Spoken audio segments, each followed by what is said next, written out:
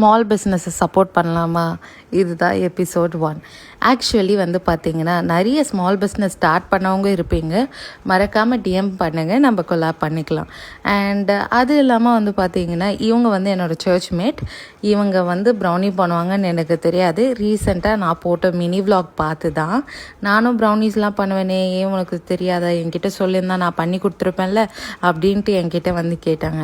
அதுக்கப்புறம் தான் அவங்கக்கிட்ட 250 கிராம்ஸ் ஆர்டர் பண்ணிக்கிட்டேன். அதோட ப்ரைஸ் 250. சீரியஸாக டேஸ்ட்லேருந்து சுகர்லேருந்து எல்லாமே பக்காவாக இருந்துச்சு.